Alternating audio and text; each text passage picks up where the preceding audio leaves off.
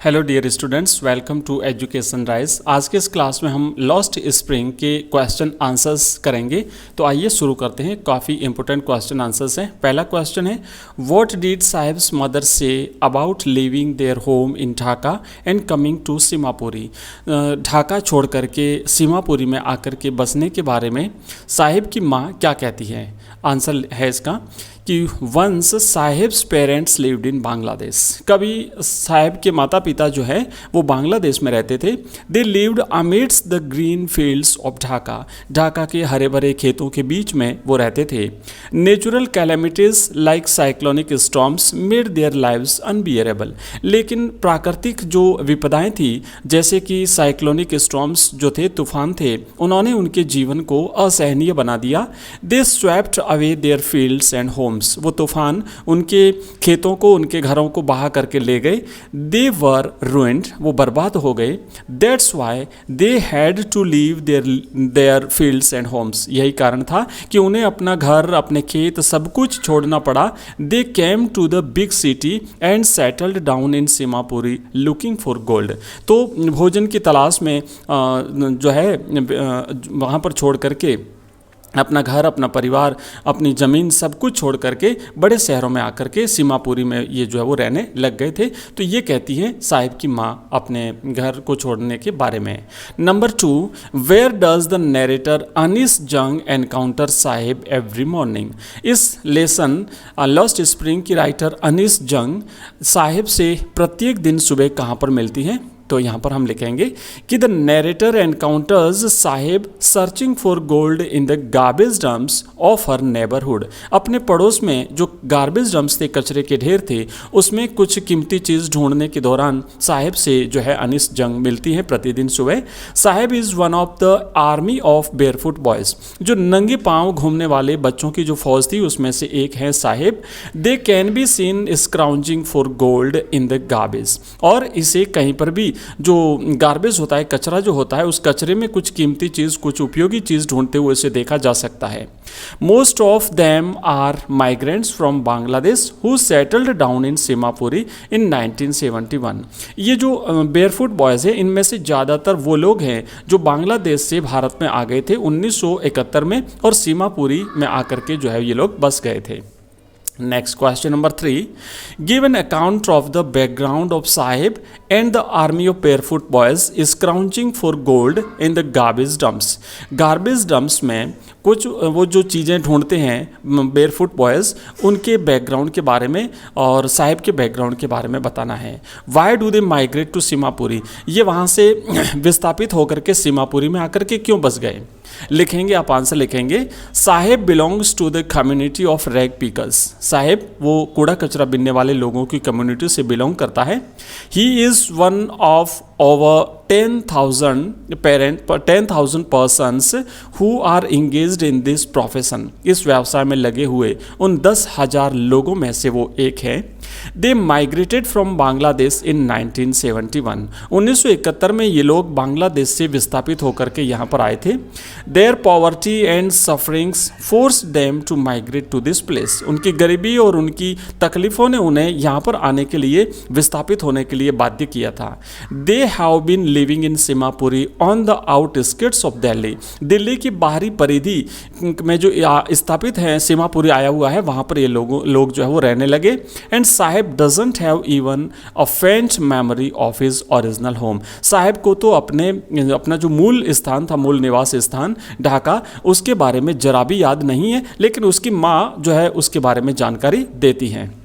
Next question number 4, garbage to them is gold. कचरा उनके लिए सोने के समान है। वाई डज द ऑथर से so about the rag pickers. यहाँ पर लेखिका अनीस जंग लेखक के बारे में ऐसा क्यों कहती है, जो रैग पिकर्स हैं उनके बारे में ऐसा क्यों कहती है। For the rag pickers of Seemapuri garbage is nothing less than gold. तो सीमापुरी की जो रैग पिकर्स हैं, कूड़ा कचरा बिनने वाले लोग हैं, उनके लिए कचरा जो है सोने से कम कीमती नहीं है, सोने के समान कीमती है। It is their daily bread. ये उनका दैनिक भोजन है। For the children it is wrapped in wonder. बच्चों के लिए तो ये आश्चर्य में लिपटी हुई चीज़ है। And sometimes they find a 10 rupee note और even a silver coin in a heap of garbage. कभी कभार कभार उन्हें 10 रुपये का नोट उसमें मिल जाता है, और कई बार तो उस गार्बेज के ढेर में, कचरे के ढेर में उन्हें चांदी का सिक्का मिल जाता है, मतलब कोई उपयोगी चीज़ उन्हें ज़रूर मिल जाती है। And for the elders it is a means of survival, और बड़ों के लिए जो ये गार्बेज है ये जीवित रहने का एक साधन बन गया है। Next question number 5। अगर आपको वीडियो पसंद आ रहा है तो चैनल को सब्सक्राइब अवश्य करिए, बहुत ही इंपॉर्टेंट क्वेश्चन आंसर्स आपके लिए है, और इसकी पीडीएफ जो है आपको हमारे टेलीग्राम चैनल के जिसका लिंक इस वीडियो के डिस्क्रिप्शन में दिया हुआ है, आप ज्वाइन कर लीजिए, वहाँ पर हमारे सारे वीडियोज़ की पीडीएफ नोट्स आपको मिल जाएंगे।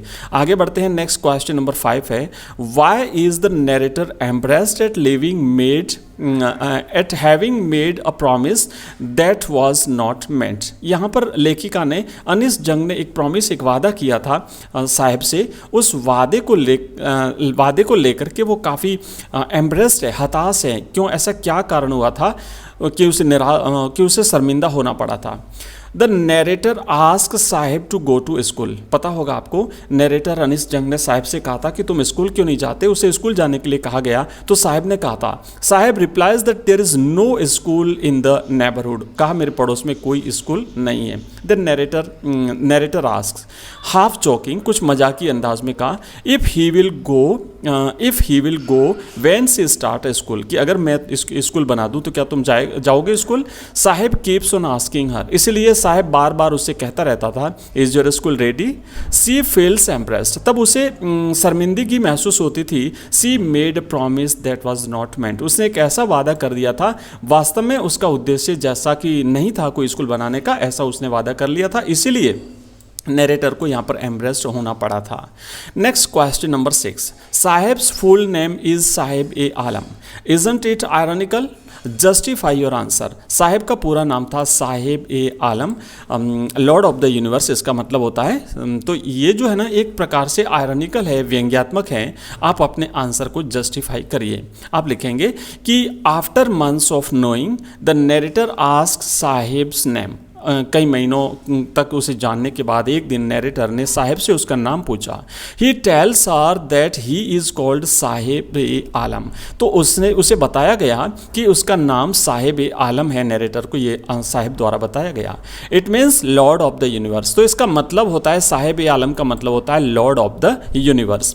It is quite ironical that this Sahib e Alam is a young barefoot rag pickers. अब देखिए, वास्तव में ये आयरनिकल है, ये एक व्यंग्यात्मक है कि लॉर्ड ऑफ द यूनिवर्स जैसा कि इसका मतलब होता है, और ये जो साहिब था ये इसके बिल्कुल विपरीत एक रैग पीकर्स था। एक रैग पीकर यानी कूड़ा कचरा बिनने वाला था। तो कहाँ तो इसका अर्थ होता है कि लॉर्ड ऑफ द यूनिवर्स, ब्रह्मांड का मालिक, और एक्चुअल स्थिति थी उसकी कूड़ा कचरा बिनने वाला। He scrounges for gold in the garbage dumps of Delhi.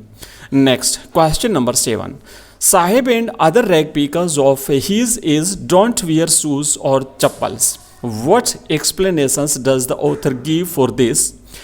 Which one of these you show your agreement with? तो यहाँ पर देखिए, साहिब और बाकी जो रैग पीकर्स हैं उसकी उम्र के वो लोग जूते नहीं पहनते या फिर चप्पल नहीं पहनते। तो यहाँ पर लेखक जो है कौन से एक्सप्लेनेशन देती है, इसके लिए वो कौन से उदाहरण देती हैं, और इसमें से कौन से उदाहरण से आप सहमत हैं, ये भी आपको बताना है। 3 प्रश्न पूछे हैं, तो देखिए लिखना आपको answer.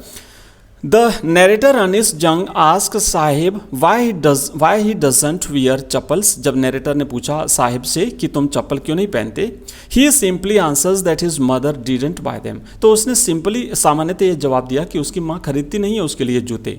Some say it is not lack of money, कुछ लोग कहते हैं कि ये धन की कमी नहीं है। There is a tradition to stay barefoot in villages and slums. लोग वो ये कहते हैं कि ये धन की कमी नहीं है, बल्कि ये गाँव में और ये जो स्लम्स होते हैं जहाँ गंदी बस्तियाँ होती है, कच्ची बस्तियाँ होती है, वहाँ पर एक परंपरा बन गई है बेयरफुट रहने की, नंगे पाँव घूमने की परंपरा हो गई है। This explanation does not hold good, ये कोई अच्छी बात नहीं है। इस प्रकार के उदाहरण जो हैं, इस प्रकार की जो तर्क दिए जाते हैं इसके लिए, तो ये कोई अच्छी बात नहीं है। It seems merely an excuse to explain away a perpetual state of poverty. तो गरीबी की जो लगातार दशाएं बनी हुई हैं, उन लगातार बनी हुई गरीबी की दशाओं से बचने का एक जरिया मात्र है, बाकी ये कोई वास्तव में कोई अच्छा उदाहरण नहीं है। Next question number 8, describe the contrast that Anees Jung brings out between Sahib and the son of the priest. अब यहाँ पर आपको उस कॉन्ट्रास्ट का वर्णन करना है जिसमें दो बालकों की बात हुई है। एक तरफ तो अनिस जंग जो है साहिब का वर्णन करती है और दूसरी तरफ उस प्रिस्ट के लड़के का। The narrator remembers a story of a boy from Udupi. Narrator यहाँ पर अनिस जंग उडीपी के एक लड़के की कहानी बताती है। He was the son of a priest, वो एक पुजारी का लड़का था। He would pray for a pair of shoes to the goddess. अब वो क्या करता है कि देवी से प्रार्थना करता है कि उसे एक जोड़ी जूते दिए जाएं।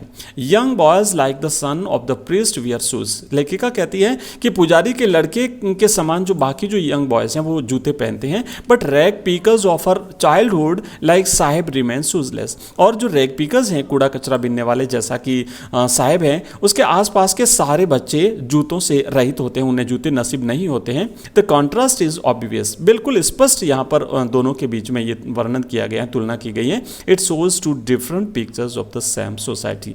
एक ही समाज की दो भिन्न भिन्न स्थितियाँ यहाँ पर वर्णित की गई हैं, दिखाई गई हैं। तो ये हमने 8 क्वेश्चंस किए और बाकी जो बचे हुए क्वेश्चंस हैं वो आपको नेक्स्ट वीडियो में मिलेंगे। अगर आपको वीडियो पसंद आया हो तो चैनल को सब्सक्राइब जरूर कर लीजिए, अपने मित्रों के साथ शेयर करिए और इसी प्रकार के एजुकेशनल वीडियोज़ के लिए आप लगातार हमारे साथ बने रहिए। Thank you.